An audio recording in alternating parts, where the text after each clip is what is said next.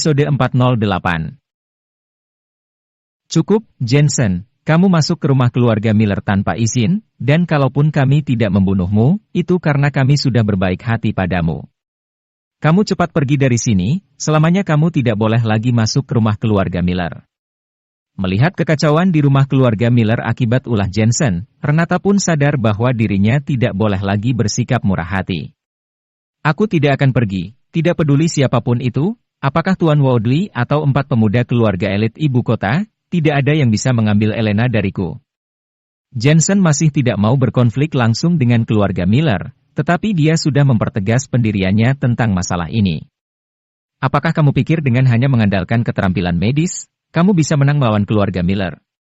Aku beri kamu 1 detik terakhir untuk berpikir dengan matang, jika kamu masih bersikeras tidak mau pergi dari rumah keluarga Miller, akan aku tembak kamu langsung di tempat.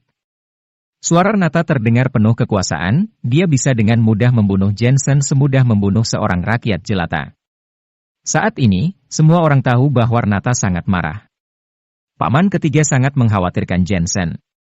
Dia tahu bahwa Renata orangnya keras kepala dan tidak percaya dengan orang luar. Renata sudah bertekad untuk membantu Jessica naik menjadi patriark, sedangkan Elena adalah kunci bagi Jessica untuk bisa naik menjadi patriark. Jika Jensen berani menggagalkan rencana mereka ini, Renata pasti akan membunuh Jensen. Di rumah keluarga Miller, kedudukan Renata sama seperti Daniel. Tidak ada seorang pun yang bisa melawan perkataan mereka. Renata hanya memberi Jensen waktu 1 menit. Suamiku. Elena menatap Jensen dengan cemas. Jensen tersenyum dan memegang tangan Elena tanda tekad yang sudah kuat. Meskipun Jensen telah berjanji kepada penatua Jack dan paman ketiga, bahwa dia tak akan bertikai dengan mereka, tetapi jika orang keluarga Miller telah bertindak kelewatan, maka Jensen juga tidak akan tinggal diam dan terus melawan hingga titik darah penghabisan. Hari ini, Jensen hendak memberitahukan keluarga Miller tentang pendiriannya. Walaupun kali ini mungkin 10 kali lipat lebih berbahaya dari terakhir kali di peristiwa Pulau Rainbow. Karena Jensen merasa, jika dia dengan mudah kompromi seperti ini, maka dia akan benar-benar kehilangan Elena selamanya. Seiring berjalannya waktu, seluruh ruang utama menjadi sunyi. Banyak kerabat yang menertawakan kebodohan Jensen. Seorang dokter kecil seperti Jensen bahkan berani bertikai dengan keluarga Miller yang kaya raya. Meskipun Jensen mendapat sedikit kemenangan dari pertikaian ini, tetapi pada akhirnya dia tetap akan hancur diinjak-injak oleh keluarga Miller. Renata, meskipun kami keluarga Miller telah menyetujui pertunangan dari keluarga Woodley, tetapi pertunangan pun belum dilaksanakan. Kamu begitu beraninya membunuh orang, apa kamu menganggap kami keluarga Miller ini masih sama seperti bangsawan zaman dahulu? Tiba-tiba, terdengar suara orang tua. Kemudian, muncul seorang nenek tua berjalan pelan keluar dengan tongkat dibantu beberapa pelayan. Bu, kamu, kenapa kamu kembali? Melihat tubuh nenek tua itu, raut wajah Renata langsung berubah. Orang-orang keluarga Miller yang ada di sana juga langsung berdiri memberi hormat dan satu persatu menyapa, "Halo, Nenek." Nenek tua ini adalah istri dari kakek Miller. Kedudukan nenek tua ini tentu semua orang sudah tahu, tetapi nenek tua ini sudah jarang mengurus urusan keluarga Miller, dia menikmati hari-hari tuanya di sanatorium. Di luar dugaan, nenek tua ini tiba-tiba pulang ke rumah hari ini. Suasana hati Renata sedang jelek, sementara Jessica juga tampak kesal. Mengapa nyonya besar ini tiba-tiba pulang ke rumah? Mata mereka berdua tiba-tiba tertuju pada orang yang berada di sebelah nenek Miller. Ternyata ada anak dari keluarga Carson. Mereka berdua merasa sangat terkejut. Mungkin saja nenek tua ini datang karena diundang oleh keluarga Carson. Namun, kenapa putra keluarga Carson ini ikut campur dalam masalah keluarga Miller? Jessica tanpa sadar memandang Jensen. Jessica sedikit cemas dan menduga Jensen ada di balik ini semua. Jessica tidak menyangka bahwa seorang dokter kecil berhasil menggagalkan 2 rencananya berturut-turut. Saat ini, Jensen juga merasa kaget, tetapi karena melihat Arthur ada di samping nenek, Jensen seketika sadar dan kemudian merasa terharu. Arthur diam-diam berkedip pada Jensen. Sejak Arthur tahu identitas Jensen, dia pun tahu kesulitan Jensen. Karena Arthur merupakan anak dari keluarga Carson, salah satu dari 8 keluarga elit ibu kota, maka dia bisa dengan mudah masuk ke sanatorium mencari kakeknya untuk membantu Jensen agar kakeknya Arthur bisa membujuk Nenek Miller pulang ke rumah. Ini juga sebagai balas jasa atas pertolongan yang diberikan Jensen kepada Arthur saat insiden di atas pesawat terbang. Bu, hal-hal sepele di rumah biar kami yang mengurusnya, kamu jaga diri dengan tenang saja. Meskipun emosi Renata mudah meledak, tetapi dia juga tidak berani menyinggung perasaan neneknya, bahkan buru-buru datang membantu memapah neneknya. Renata, kita ini adalah keluarga yang besar, dan jangan sampai setiap hal yang kita lakukan menjadi gunjingan orang-orang di luar.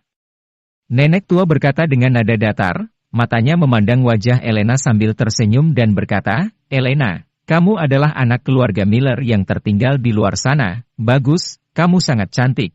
Keluarga Miller berhutang padamu karena saat itu kami tidak menjagamu dengan baik, sehingga ibumu juga pergi meninggalkan dunia ini dengan cepat. Elena tidak mengatakan apa-apa. Dia tidak memiliki perasaan yang khusus dengan neneknya ini. Nenek itu memandang Jensen lagi. Kamu seharusnya suaminya Elena, bukan? Arthur sudah menceritakan masalahmu, memang kami keluarga Miller bersikap tidak adil kepadamu. Namun, aku juga baru tahu masalah ini. Kalau aku tahu lebih awal, seharusnya kami tidak menyetujui lamaran pernikahan dari keluarga Woodley. Nah, sayangnya sekarang kami juga sudah menyetujui lamaran mereka, kalau kami tiba-tiba menolaknya tentu ini juga tidak baik bagi hubungan kedua keluarga. Nenek, katakan saja apa yang ingin kamu katakan. Jensen merasakan bahwa perkataan nenek memiliki maksud tertentu, dan sikap nenek juga tidak keras kepala.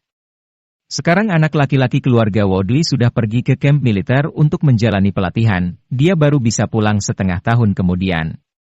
Begini saja, aku kasih kamu waktu setengah tahun, selama keluarga Woodley belum melangsungkan pertunangan, apakah kamu punya kepercayaan diri untuk bisa mengubah ini semua? Tanya nenek. Hehe, Bu, dia ini tidak punya apa-apa, waktu setengah tahun untuknya tentu tidak bisa mengubah apa-apa, ucap Renata tertawa menghina Jensen. Perlu diketahui, keluarga Woodley ini merupakan salah satu dari 8 keluarga elit ibu kota, bahkan urutan mereka masih berada di atas keluarga Miller. Jensen sendiri saja tidak bisa menang melawan tekanan keluarga Miller, apalagi bila harus berhadapan dengan keluarga Woodley. Mereka tidak mungkin mau mengubah keputusan mengenai pertunangan tersebut.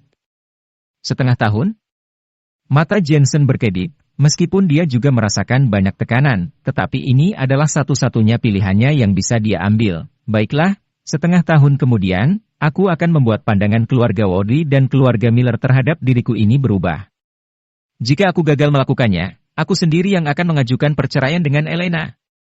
Terima kasih telah memahami kesulitan keluarga Miller. Setengah tahun kemudian, jika kamu bisa mengagalkan pertunangan itu, maka Elena akan ikut bersamamu selamanya.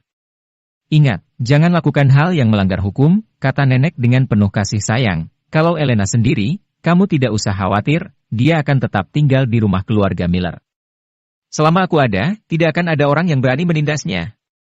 Terima kasih, nenek. Setelah mendapatkan jaminan dari perkataan nenek, Jensen akhirnya bisa lega. Kamu kira dirimu itu sangat hebat? Orang-orang di keluarga Miller diam-diam menertawakan Jensen. Karena itu pula, Jessica tidak berusaha mengganggu Jensen lagi. Dia merasa lebih baik menunggu setengah tahun lagi dan saat itu Jensen akan mundur dengan sendirinya.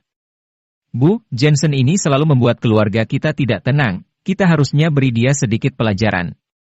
Renata tiba-tiba berkata, begini saja, panti asuhan di distrik utara akan segera dibongkar. Panti asuhan ini dibangun oleh nenek kalian dulu, biarkan mereka mencari cara penyelesaian, jika masalah dapat diselesaikan dengan baik, maka anggap saja masalah Jensen menerobos masuk rumah keluarga Miller juga selesai. Jika masalah ini tidak dapat diselesaikan dengan baik, kita akan lapor polisi, biar dia mendekam di penjara untuk beberapa hari. Renata? Nenek itu mengerutkan kening. Dia tahu bahwa masalah di panti asuhan tidak bisa diselesaikan dengan cara yang sembrono. Nenek, masalah ini serahkan padaku saja. Saat ini, Jensen tiba-tiba datang menawarkan diri untuk membantu menyelesaikan masalah tersebut. Jensen tahu bahwa nenek telah melindunginya dari pertentangan seluruh anggota keluarga Miller. Jensen pun sangat berterima kasih atas kebaikan nenek. Jika Jensen sampai menolak permintaan nenek, tentu nenek akan berada pada posisi yang sulit.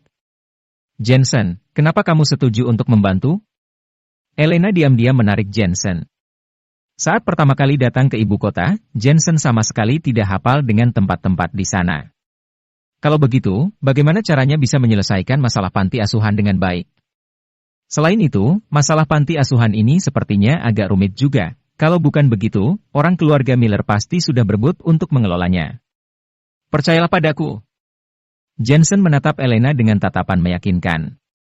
Jensen, kamu benar-benar punya keyakinan bisa menyelesaikan masalah panti asuhan ini? Tanya nenek dengan heran. Kalau aku menyelesaikan masalah ini saja tidak bisa, mengapa aku harus menunggu lagi setelah setengah tahun? Jensen mengangguk.